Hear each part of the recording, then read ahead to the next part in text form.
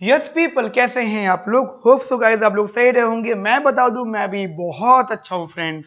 Now friends, हम लोग start करते हैं अपनी क्लास, जिस क्लास का टॉपिक का नेम है गाइस पिगमेंट टैक्सेशन।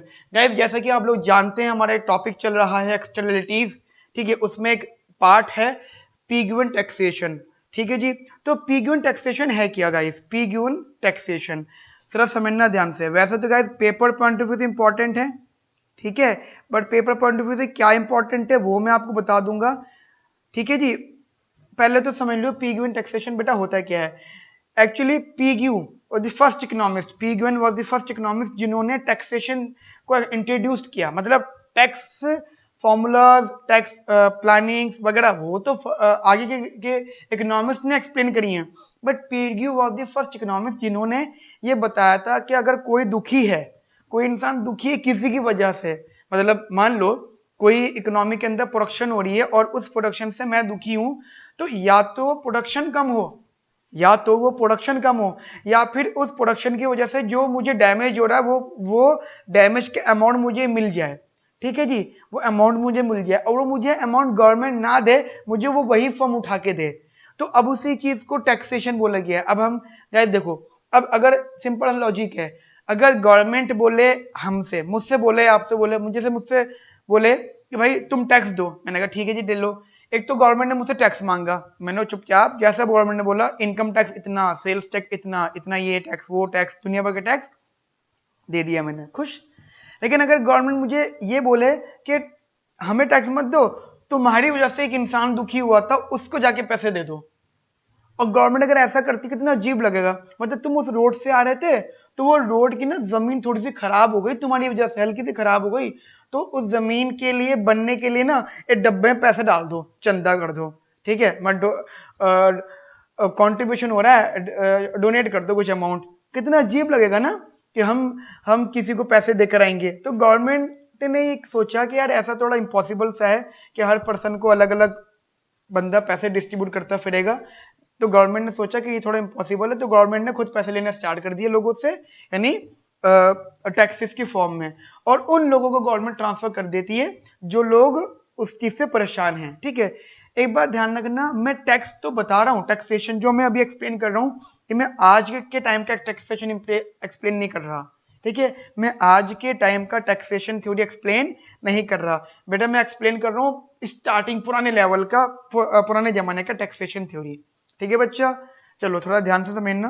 देखो बेटा, पिग्यून टैक्सेशन ये आने की नौबत क्यों आई? क्योंकि अभी आपको याद होगा, आपने लास्ट क्लास के अंदर एक एग्जांपल्स पढ़ रहे थे हम लोग, ट्रेजेडी ऑफ कॉमन्स, जिसमें गए वहां पे इक्विलिब्रियम और ऑप्टिमम में डिफरेंस था, ठीक है। बेसिकली ऑप्टिमम और इक्विलिब्रियम में अलग अलग चीजें थी, डिफरेंस अमाउंट से। तो पॉइंट ये निकला था वहां से कि अगर हमें अमाउंट कम करना है, आउटपुट प्रोडक्शन कम करनी है, तो हम फर्म के ऊपर टैक्स लगा देंगे, जिससे कि उसकी मार्जिनल टैक्स, जो मार्जिनल टैक्स, वो मार्जिनल कॉस्ट बढ़ जाएगी, ठीक है। और जब मार्जिनल कॉस्ट बढ़ जाती है तो बेटा उसकी अपने आप प्रोडक्शन कम हो जाएगी, क्योंकि बेटा marginal cost is basically a supply function. Marginal cost का अपर पोर्शन सप्लाई फंक्शन होता है। तो जैसे मार्जिनल कॉस्ट बढ़ी तो वो अपवर्ड शिफ्ट होगी, जितना वो अपवर्ड शिफ्ट होगी तो बड़ा वो सप्लाई कर्व भी अपवर्ड शिफ्ट होगा। सप्लाई कर्व का अपवर्ड शिफ्ट होने का मतलब क्वांटिटी सप्लाई कम होना होता है, ठीक है बच्चे। तो एक तो चीज ये ध्यान रखना। तो वहां पे हमने क्या किया था, टैक्स इंट्रोड्यूस करा था, वहां पे थोड़ा सा इंट्रोडक्शन किया था, बाकी टॉपिक हम यहाँ पढ़ रहे हैं, ठीक है। जरा ध्यान से समझना चीज है। देखो बेटा, पहली बात तो ये है कि हमारी इकोनॉमी में दो तरह की कॉस्ट होती है, जैसे कि आपको पता है। एक तो होता है बेटा social cost, social cost and private cost. Similarly benefit भी दो तरह की होते हैं, social benefits and private benefit, ठीक है बेटा। Social benefit and private benefit, ठीक है बच्चा, यहां तक मेरी बात समझ में आती है। Social benefit and private benefit, बेटा ध्यान रखना, इनके बीच में बहुत बड़ा डाइवर्जेंस होता है। अब बोलो सर ये क्या बात करो, divergence? Yes, social cost and social cost and private cost, इनके बीच में बहुत बड़ा गैप होता है। अब जस्ट एग्जांपल दे रहा हूं, छोटा सा एग्जांपल। लेट सपोज ये मान लो हमारी इकोनॉमी में नेगेटिव कंजम्पशन एक्सटर्नलिटी है। हमारी इकोनॉमी के अंदर बेटा नेगेटिव कंजम्पशन एक्सटर्नलिटी है। अब इसमें आप लोग बहुत अच्छे से जानते हो कि इसमें जो नेगेटिव कंजम्पशन एक्सटर्नलिटी, छोटा सा एग्जांपल दे रहा हूं मैं आपको, छोटा सा एग्जांपल। हमारी सोसाइटी है, सोसाइटी में चलो एक रूम है, एक रूम में 5 लोग रहते हैं। अब 5 लोग में से जो 4 लोग हैं वो वेजिटेरियन है और एक बंदा नॉन वेजिटेरियन है, ठीक है। तो वो जो बंदा नॉन वेजिटेरियन है वो फूड ला रहा है, ऑब्वियसली बात है नॉन वेज लाया और खा रहा है, तो समझना ध्यान से।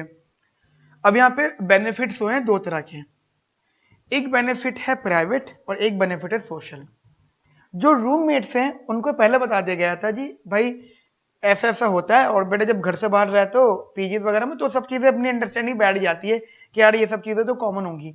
लेकिन पॉइंट ये है कि आपका भी इन चीजों का एक लेवल है, ठीक है, एक लेवल है। तो तुम्हारे हिसाब से तुम्हें मतलब उन चारों को नॉनवेज से दिक्कत नहीं है, कब जब नॉनवेज या जो पर्सन है वो एक गैप मेंटेन रखे या फिर एक लिमिटेशंस रखे तो कोई दिक्कत नहीं है, कोई दिक्कत नहीं है ना।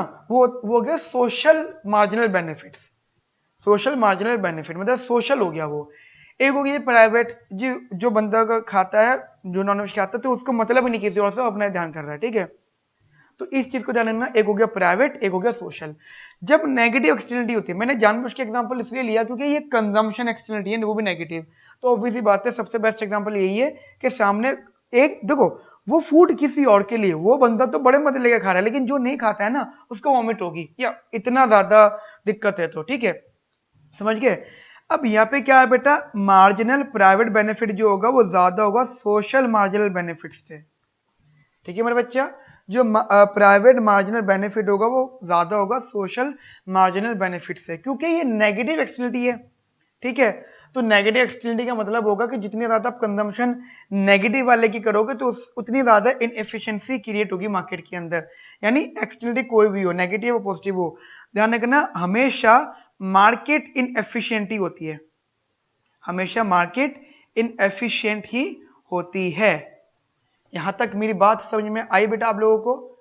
मैं रिपीट कर रहा हूं, यहां पर मैं ये कह रहा हूं हमेशा मार्केट इनएफिशिएंट ही होती है। गॉट इट बेटा? क्लियर? बहुत बढ़िया सी चीजें समझ में आ गई बेटा आपको। अब देखो यहां पे समझो इधर जरा ध्यान से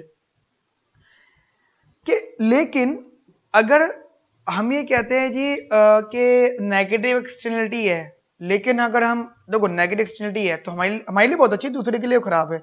तो हम अगर उसकी कंजम्पशन बढ़ाना चाहते हैं और हम ये चाहते हैं कि उसकी कंजम्पशन भी बढ़े एंड एफिशिएंसी भी हो, समझ रहे मेरी बात? मतलब कंजम्पशन भी बढ़े और एफिशिएंसी भी हो। ये कब होगा? ये इतना आसान तो है नहीं बेटा ये। तो it is only possible when we introduce, it is only possible, it is only possible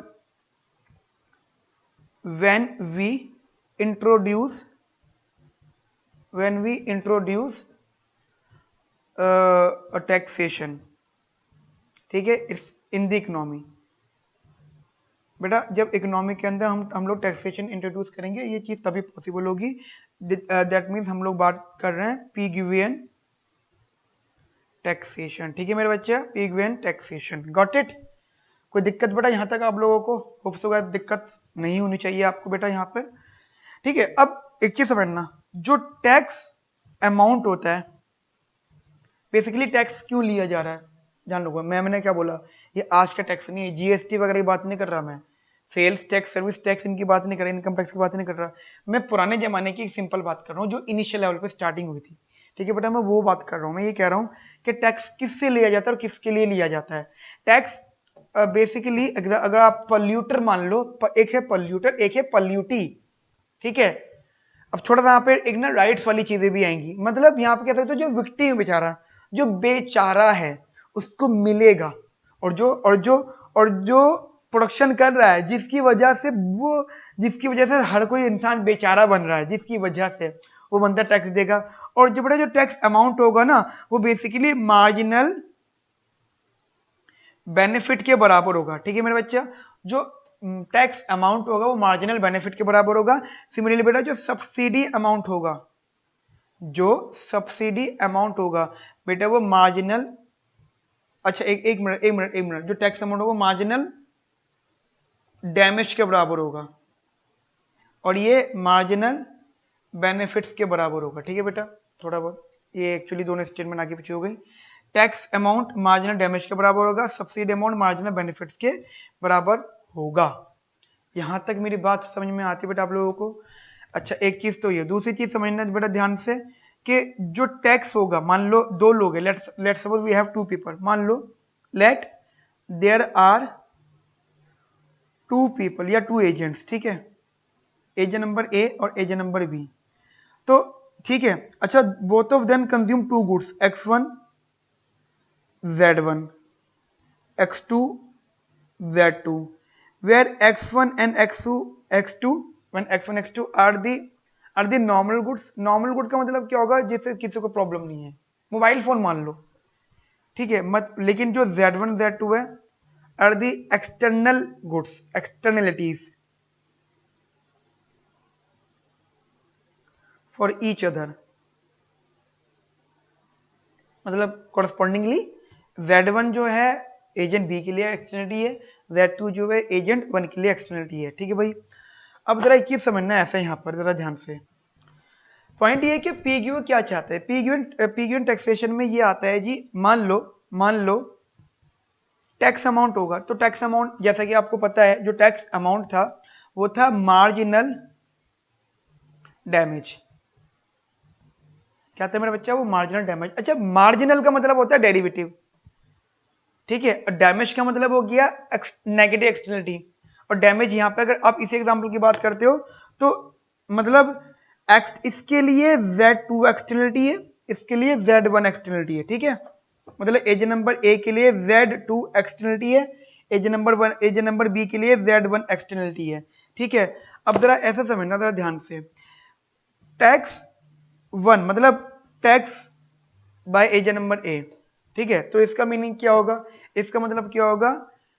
utility affected by z1।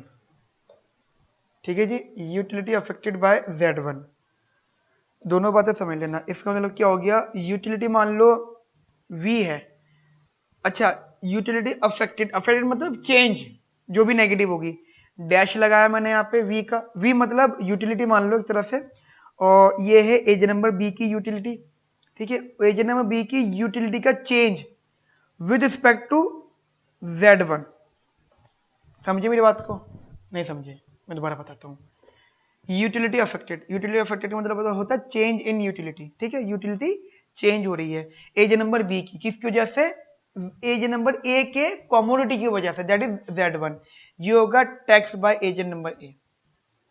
ठीक है बेटा, हाँ मैं टैक्स बोल रहा हूं, अगर यहाँ पे मैं माइनस लगा तो बेटा सब्सिडी हो जाएगा। मतलब tax can be negative and if the tax is negative then it basically known as subsidy. ठीक है बेटा, similarly tax by agent number B वो हो जाएगा हमारे पास जी, अब देखो वही सेम चीज, utility of agent number A का change with respect to agent number 2 की यूटिलिटी, एजेंट नंबर 2 का वो गुड, हाँ एजेंट नंबर बी ही पे करेगा। ठीक है, क्योंकि एजेंट नंबर 2 का ही गुड है, एजेंट नंबर बी ही पे करेगा, एजेंट नंबर 2 का गुड है, लेकिन यूटिलिटी ऑफ एजेंट नंबर ए है यहाँ पर। ठीक है बच्चा, यहाँ तक मेरी बात समझ में आई? ये दो स्टेटमेंट समझ के रखना। ठीक है, पेपर में तो न्यूमेरिकल आएगा, न्यूमेरिकल हम लोग प्रैक्टिस करेंगे, बट बेसिकली ये बात ध्यान रखना। ठीक है बच्चा, नाउ बेटा अब एक हेडिंग लिखना, heading name is internalisation. Internalisation बेटा एक बात ध्यान रखना, छोटी सी बात बता रहा हूँ, जो भी चीज़ आप पढ़ रहे हो एक एप्लीकेशन बेस के पॉइंट ऑफ व्यू से पढ़ना। ठीक है बच्चा, क्योंकि हो सकता है कि एग्जाम में टॉपिक इंटरनलाइजेशन हो लेकिन उस टॉपिक को उन्होंने एप्लीकेशन के पॉइंट ऑफ व्यू से कहीं और यूज कर लें।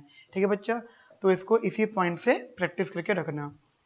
अब यहाँ पे इन्होंने एग्जाम्पल लिया है इंटरनलाइजेशन में, दैट इज बी कीपिंग। ठीक है, बी कीपर, समझो ध्यान से जरा मेरी बात, क्या मैं क्या कहना चाहता हूँ। एक बी कीपर है, ठीक है, और मतलब बी कीपिंग करता है, बी मतलब रखता है। ठीक है, और इंटरेस्टिंग बात क्या है कि ट्रीज उसके लिए चाहिए, मतलब अब समझो जो बी कीपर है उसका जो एक तो बीज है रॉ मटेरियल, या ये कह सकते हो बीज उनके उसके पास इनपुट्स फॉर देयर प्रोडक्शन। दूसरी चीज उसके पास जो अगला इनपुट होगा वो होगा ट्रीज। ठीक है जी, तो फॉर बी कीपिंग ट्री चाहिए। ठीक है, ध्यान रखना, for bee keeping he needs to tree. और ये बात तो पता होती है कि भाई मोर प्लांटेशन, ज्यादा प्लांटेशन करो ट्री की। ठीक है, अब बोलो सर आज आज हमें मतलब बी कीपिंग करनी हो, आज ट्री प्लांट करेंगे तो वो तो बहुत साल बाद आएगा, तो यही तो सोच खराब करेगी। बेसिकली हम हमेशा ट्री प्लांटेशन करते जाएं तो कल को आगे आने वाली पीढ़ी के काम आएगा वो। तो बेसिकली ट्री प्लांटेशन ये वाला कंसेप्ट है। अब जरा समझना ध्यान से कंसेप्ट, जो बीज हैं वो पॉलिनेट करती है ट्री को, बीज पॉलिनेट दी ट्री। और जो ट्री होते हैं and trees basically provide food, ठीक है समझना, बेसिकली जो फूड है वो ट्रीज है प्रोवाइड फूड फॉर बीज। ठीक है जी। अच्छा ट्री, अब मेरी बात समझना यहाँ पे बड़ा बहुत ज्यादा ध्यान से, जो ट्री है वो नॉर्मली भी अच्छे होते हैं नॉर्मली, मतलब अगर कहीं पर प्लांटेशन हो रही है तो अच्छी बात है क्योंकि नॉर्मल लोग लगाते रहते हैं, तो basically it's a positive externality. मतलब मेरे अगर घर के आसपास कोई बी कीपिंग कर रहा है, उस मतलब अगर पॉजिटिव मिलो उन सब चीजों को, तो ट्री प्लांट हो रहे हैं, बहुत सारे ट्री हैं, बहुत सारे ट्री हैं, तो मुझे तो अच्छा लगेगा, तो बेसिकली मेरे लिए पॉजिटिव एक्सटर्नलिटी होगा ये। ठीक है बच्चा, यहाँ पे ध्यान से समझना। अब ध्यान, क्लियर सी बात ये है कि जो प्रोड्यूसर्स हैं, प्रोड्यूसर्स वो इंडिपेंडेंट है अपने एक्शन के लिए। देखो समझना, यहाँ पे हमने एक हाइपोथेटिकल एग्जांपल लिया है, लेकिन यहाँ पे इस एग्जांपल पे ध्यान मत दो, एग्जांपल पे ध्यान मत दो, क्योंकि एग्जांपल तो पेपर में वेरी कर सकता है। अब इसके इंटरनल एक्सप्लेनेशन समझो। क्या है कि producers are independent of their actions, of their actions, मतलब अगर प्रोड्यूसर्स हैं तो अपने एक्शन से इंडिपेंडेंट है। ठीक है जी। अब सोचो, अब ये सोचता है कि ये ट्री लगाएगा, वो सोचता है कि ये ट्री लगाएगा। मान लो छोटा सा एग्जांपल दे रहा हूँ कि हमारे हमारे सोसाइटी के अंदर ट्री, मेरे घर के आगे ट्री प्लांटेशन, या मेरी गली के अंदर ट्री प्लांटेशन हो गया, ठीक है, या कोई करना चाहता है, तो मैं सोचूंगा यार ये लोग करते हैं ना, मुझे तो फिर ये मजे आएंगे। ठीक है, या चलो एक एग्जांपल और ले चलो, दूसरा वो स्ट्रीट में गेट वगैरह लगते हैं ना, गेट वगैरह स्ट्रीट में गेट्स लगते हैं लोहे के, है ना, पॉश एरियाज में तो नॉर्मल है ही, स्टेब्लिश्ड है हमेशा से है ही, बट अब हर जगह लगने लगे हैं। तो अब पॉइंट ये है कि अगर कोई गेट वहां पर लगवाता है, ठीक है, मतलब बहुत सारे लोग रहते हैं तो स्ट्रीट गली काफी बड़ी है, तो वो कहते हैं जी गेट आप लगवाओ, या उनके दिमाग में आता है कि यार गेट ये लोग लगवा लेंगे, इन्हें ज्यादा जरूरत है ना, इनके भाई बड़े लोग हैं, इनको ज्यादा जरूरत है, गाड़ी चोरी हो जाती है, चोरी हो जाती है, नॉर्मल इनसिक्योरिटी है। तो जैसा ये सोच रहे होते हैं वैसे दूसरे लोग भी सोच रहे होते हैं कि यार ये गेट लगवाएंगे, इसकी वजह से कोई भी गेट नहीं लगवाता। समझ रहे हो, इसका मीनिंग क्या हो गया समझना, इसका मीनिंग क्या हो गया, जब प्रोड्यूसर्स इंडिपेंडेंट अपने एक्शन के लिए कि वो इन्वॉल्व हो या ना हो उन सब चीजों में, तो ध्यान रखना इसकी वजह से एक तो टू फ्यू बीज होंगी and too few few trees होंगे, मतलब trees being planted, trees being planted, मतलब ट्री भी कम प्लांट होंगे और बीज भी कम ही आएंगी। ठीक है जी। अब पॉलिनेशन का मतलब तो यही हो जाता है ना कि भाई अगर ट्रीज है तो जो बीज है उसको पॉलिनेट करती है, तो इसका मतलब क्या होता है, वो उसको बढ़ा, उसको सपोर्ट करती है। साइंस में आपने पढ़ा होगा पॉलिनेशन का मतलब क्या हो जाता है। ठीक है बेटा, ये उसी के ही मीनिंग है, तो प्लांटेशन भी कम होगा और बीज भी कम होंगी। अब क्या करें जी, दिक्कत हो गई, तो ना तो उन लोगों का फायदा हुआ जो ट्रीज से फायदा उठाना चाहते थे, ना ही उन लोगों का फायदा हुआ जो बीज से फायदा उठाना चाहते थे। ठीक है, तो दोनों लोगों को बड़ा नुकसान हो गया। अब इस चीज का सोल्यूशन क्या होगा जी, बात आती है जी इस चीज के सोल्यूशन की, तो भाई सोल्यूशन करो, ऐसा तो हमेशा नहीं होना चाहिए। समझ रहे हो, मैंने आपको जस्ट एग्जांपल एक गेट का दिया था, उसी को एग्जांपल को मान के चलना कि वो क्या था जी वो लगाएगा, वो क्या था जी वो लगाएगा गेट। इस केस में गेट लगा ही नहीं, गेट लगा ही नहीं। अब इस चीज का सोल्यूशन क्या है?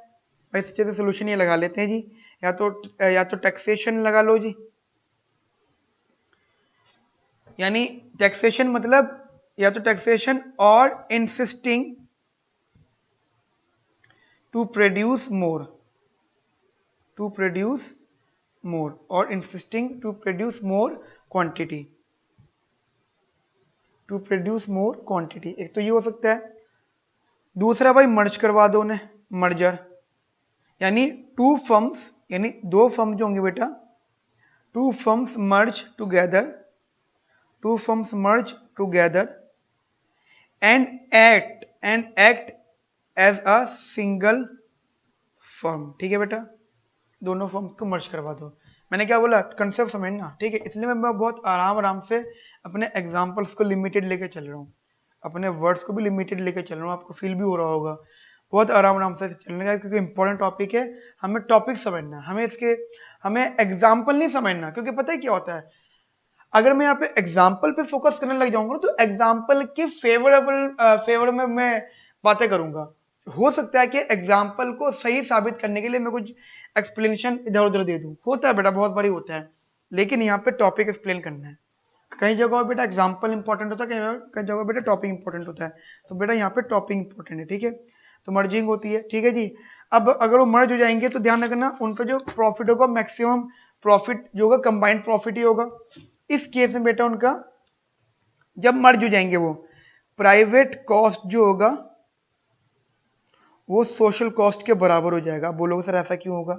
यार ये बताओ, नुकसान देने वाला नुकसान लेने वाला जब दोस्त बन गए, जब दोस्त बन गए, तो जो नुकसान दे रहा है, नुकसान देने का मतलब ये नहीं कि उसको इंटेंशनली दे रहा है, इंटेंशनली दे रहा है। नुकसान मतलब ये कि भाई वो तो अपना काम कर रहा है, इनडायरेक्टली सामने वाले का लॉस हो रहा है। तो अब वो जो काम कर रहा है वो कॉस्ट बताएगा जी, कहेगा जी ठीक है, और जिसका नुकसान हो रहा है वो अपनी कॉस्ट बताएगा। तो कहने के तो दोनों मैच करेंगे, फिर अगर कोई दिक्कत होगी तो दोनों कहीं ना कहीं मैच करेंगे यहाँ पे। ठीक है बच्चा, यहाँ तक बात समझ में आती है?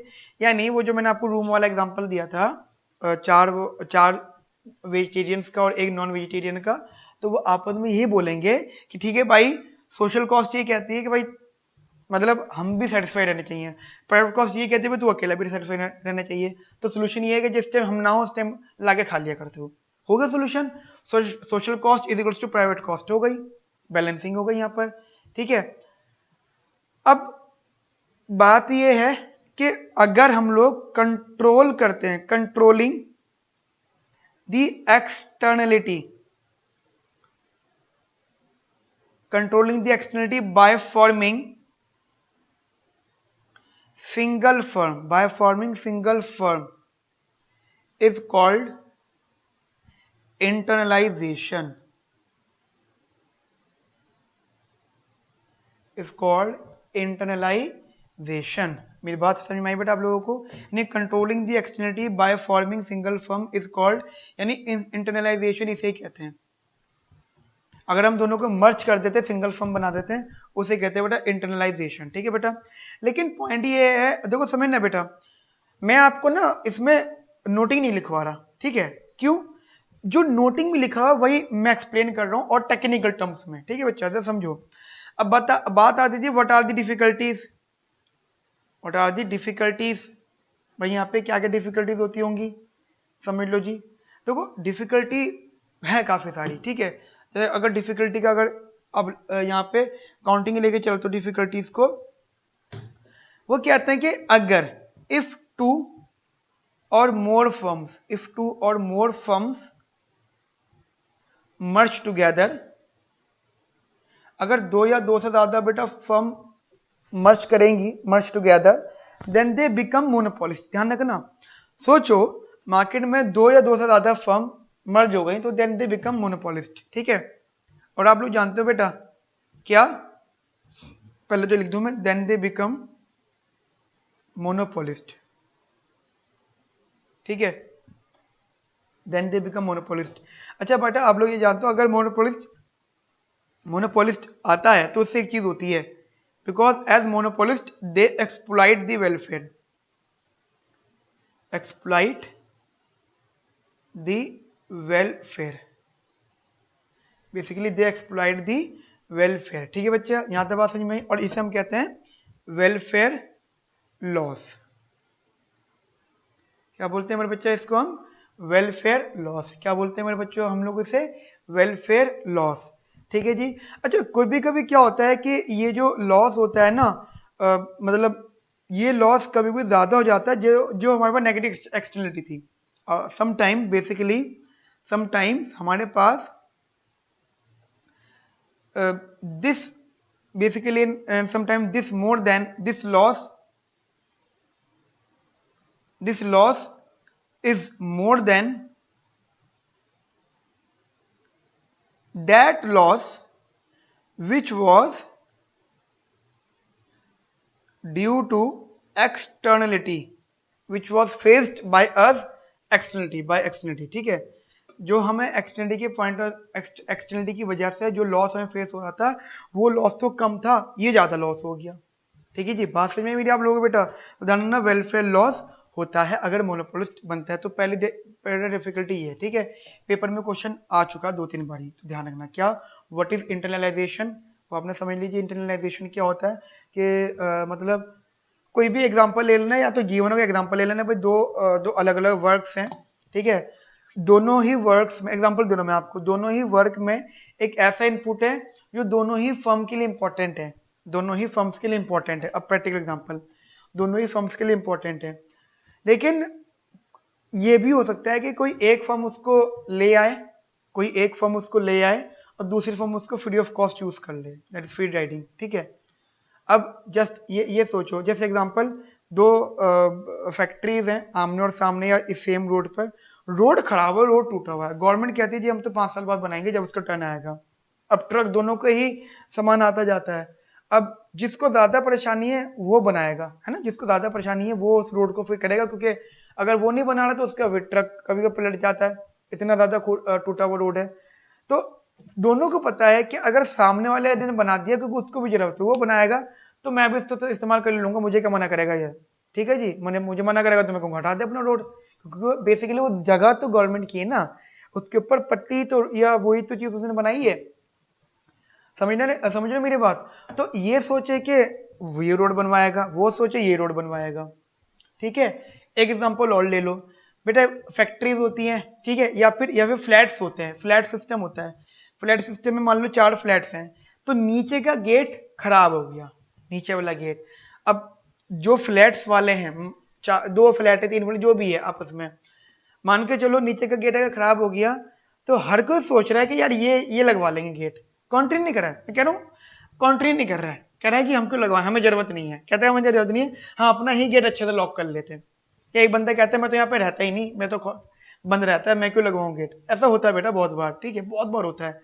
हर कोई ये सोच रहा है कि ये लगवा लेगा, ये लगवा लेगा, इस चक्कर में बेटा गेट लगेगा ही नहीं, नुकसान सबका हो जाएगा, और एक दिन चोर आएंगे सबको लूट के ले जाएंगे। लेकिन अगर वो लेकिन अगर वो बेटा मर्ज हो जाते हैं, मतलब फिर या तो टैक्सेशन लगाया जाए, वो इम्पॉसिबल है, तो मर्ज हो जाएंगे, तो मर्ज होने को बोलते हैं इंटरनलाइजेशन। और मर्ज हो जाएंगे, बट मर्ज होने के बाद बेटा पहले बात तो सिंगल फॉर्म हो जाएगी वो, और मर्ज होने के बाद बेटा कुछ डिफिकल्टीज होंगी, जिसमें जिसमें फर्स्ट से मोस्ट डिफिकल्टी ये वाली है, ठीक है, जो वेलफेयर लॉस वाली है। ठीक है बच्चा, जो सेकंड डिफिकल्टी हमारे सामने, जो बेटा सेकंड डिफिकल्टी है, वो है फर्म्स में नॉट ऑलवेज एग्री। सेकंड बेटा, फर्म्स में नॉट ऑलवेज एग्री, फर्म्स में नॉट ऑलवेज एग्री, समझना ध्यान से, ये चीज भी बड़ी इंपॉर्टेंट है। क्यों? क्योंकि फर्म्स हो सकता है कि वो कह दे जी ठीक है हमें आपके साथ काम ही नहीं करना, हम कोई बात नहीं, हम ऐसे ही सर्वाइव कर लेंगे, एक्स वाई जेड इश्यूज होते हैं तो मना कर सकते हैं। ठीक है, और कभी कभी यहाँ पे लैक ऑफ मार्केट भी होता है, लैक ऑफ मार्केट, मतलब ऐसा होता है क्या, वो दोनों फर्म मिलना तो चाहती हैं बट इंटरमीडिएटर नहीं है जो इन दोनों फर्म का कॉन्ट्रैक्ट करवाए। जैसे कि आज हमें कुछ चीज नहीं पता, ठीक है, हो सकता है कि हम किसी जगह इन्वॉल्व हो जाए, हमारा बेनिफिट हो जाए, लेकिन इंटरमीडिएटर की कमी है, ये बात कर रहा हूँ, लैक ऑफ मार्केट, यानी ऐसी भी कोई मार्केट हो सकती है, ठीक है बेटा, उसका कमी है मार्केट में। चौथा, regulation, basically lack of regulation ही कह सकते हो।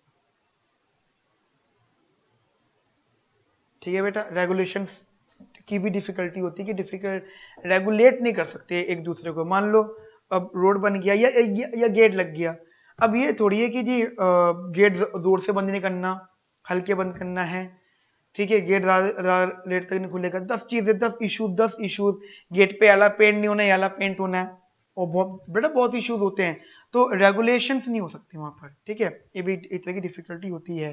ठीक है बच्चा, ना बेटा, बेटा यहाँ तक बात समझ में आ गई, चलिए जी बेटा, ये वाली क्लास हम यहीं तक रखते हैं, अब इसको अच्छे से पढ़ लीजिएगा, अच्छे से समझ लीजिएगा, ठीक है। नेक्स्ट क्लास के अंदर बेटा हम लोग स्टार्ट करेंगे कोस थ्योरम, ठीक है बेटा, नेक्स्ट क्लास में हम लोग स्टार्ट करेंगे बेटा कोस थ्योरम, ठीक है। ओके बेटा, have a nice day, thank you, bye bye, take care.